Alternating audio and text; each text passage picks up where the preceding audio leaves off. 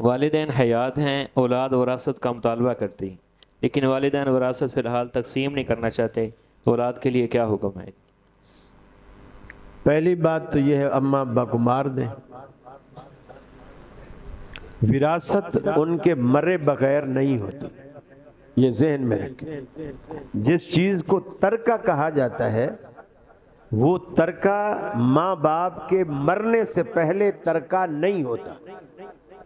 ہاں اگر اپنی زندگی میں ماں باپ از خود دینا چاہیں تو وہ ترکہ نہیں کہلائے گا، وہ گفٹ کہلائے گا۔ لیکن وہ گفٹ اگر کسی کے لڑکے بھی ہیں اور کسی کی لڑکیاں بھی ہیں تو لڑکے اور لڑکی میں جیسے ترکے میں فرق ہوتا ہے گفٹ میں فرق نہیں ہوگا، برابر جائے گا۔ یعنی اگر 100 روپیہ لڑکے کو ملا ہے تو لڑکی کو بھی 100 ہی روپیہ ملے گا، اس کو 50 نہیں ملیں گے۔ زندگی میں نبی کریم صلی اللہ علیہ وسلم کے سامنے ایک شخص اپنے غلام کو لے کر آیا اور بیٹے کو لے کر، اور آ کر کے کہا یا رسول اللہ میری بیوی کہتی ہے کہ یہ غلام میرے اس بیٹے کو دے اور رسول اللہ کو گواہ بنا، تو میں اس لیے اپنا بیٹا بھی لایا ہوں غلام بھی لایا ہوں تاکہ آپ اسے دے بھی دیں اور گواہ بھی بن جائیں۔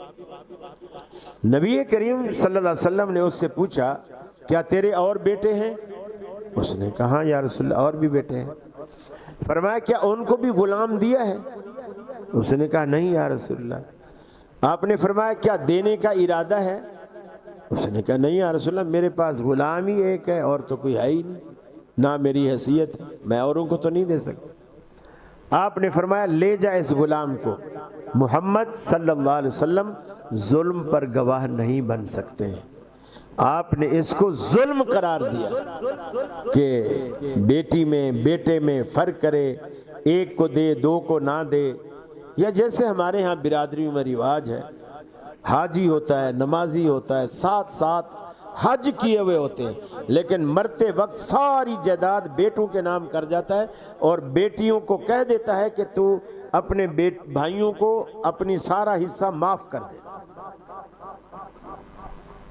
اور اللہ نے قرآن میں بڑی سخت بات فرمایا تلک حدود اللہ، کہ جو میں نے وراثت کے مسئلے بتائے ہیں یہ اللہ کی حدیں ہیں۔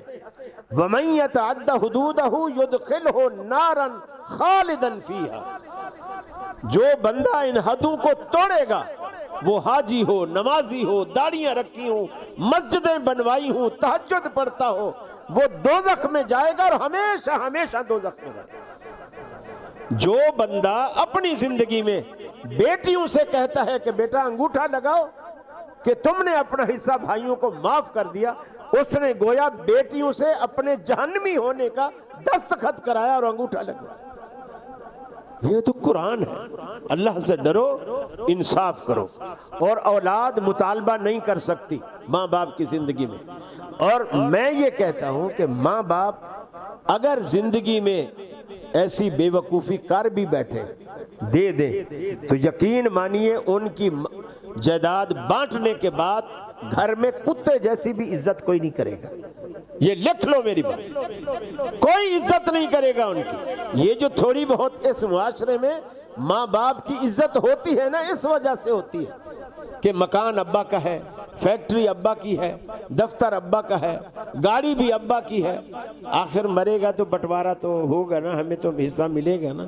اور جب لے بیٹھتے ہیں اور آنے کی امید ہی نہیں ہوتی، پھر ماں باپ ان اولادوں پر بوجھ لگنا شروع ہو جاتا ہے۔ پھر وہ بڑا بھائی کہتا ہے کہ میں نے کچھ ٹھیکہ لے رکھا ہے، ایک ہفتہ ہو گیا بوڑھی ماں بھی ادھر پڑی ہوئی ہے ابا بھی ادھر پڑا ہوا ہے، تم رکھو، کیا تم نے جائیداد کا حصہ نہیں لیا؟ اس وقت ماں باپ بوجھ بن جائے۔ اور عجیب ہمارے معاشرے کا حال ہے کہ دو میاں بیوی ہوتے ہیں، دو، وہ اپنے 8-10 بچوں کو پالتے ہیں، 8-10 بچوں کو دو میاں بیوی پالتے ہیں، اور جب یہ دو میاں بیوی بوڑھے ہو جاتے ہیں اور وہ 8-10 بچے جوان ہو جاتے ہیں تو وہ 8-10 بچے مل کر بھی دو بوڑھے ماں باپ کو نہیں پال سکتے۔ بوڑھے ماں باپ 10-12 بچے پالتے ہیں اور وہ دو ماں باپ بھی نہیں پال سکتے۔ اس لیے زندگی میں بانٹنے کی غلطی کبھی نہ کریں۔ کبھی نہ کرنا۔ میں اسلام آباد کا ایک تجربہ آپ کو بتاؤں۔ اسلام آباد کے اندر ایک شخص انجینئر تھا اور وہ بڑا اچھا الیکٹرانکس انجینئر تھا، اس کو کویت وغیرہ میں کہیں اس کی جاب لگی ہوئی تھی کسی کمپنی میں، وہاں سے پیسہ بھیجتا تھا، اور یہ کویت کا پیسہ بھی میرا خیال ہے تمام پوری دنیا میں سب سے زیادہ ویلیویبل پیسہ کویت کا ہے، اور وہ پیسہ ادھر پاکستان میں اس کی بیوی تھی، بچہ تھا، بچے کو اس نے امریکہ میں پڑھانے بھیجا ہوا تھا، پیسہ آتا تھا، اماں کچھ خرچے میں رکھتی تھی، کچھ بیٹے کو پڑھائی پہ لگاتی تھی۔ بیٹا پڑھ لکھ کے ڈاکٹر ہو گیا، اس کی ریٹائرمنٹ ہو گئی، وہاں سے کچھ یکمشت رقم بھی اس کو ملی، وہ آیا ادھر پاکستان، اسلام آباد میں اس نے گھر بنوایا، طبیعت سے اچھا گھر بنایا، کروڑوں روپے لگا کے گھر بنایا، 2 میاں بیوی، ایک اکلوتا ان کا بیٹا۔ اس کو بیٹے کو انہوں نے امریکہ سے بلایا، بیٹا اب آؤ، ہم آپ کی شادی بھی کرتے ہیں اور ہم آپ کو ایک سرپرائز دینا چاہتے ہیں۔ بیٹا آ گیا، اس کی شادی انہوں نے کرا دی۔ سرپرائز کیا دیا؟ وہ ساری زندگی کی جمع پونجی وہی کوٹھی تھی جو انہوں نے اسلام آباد میں بنوائی، اس کوٹھی کے کاغذات اور چابی بیٹے کو دے دی، بیٹا یہ آپ کے لیے ہماری طرف سے سرپرائز۔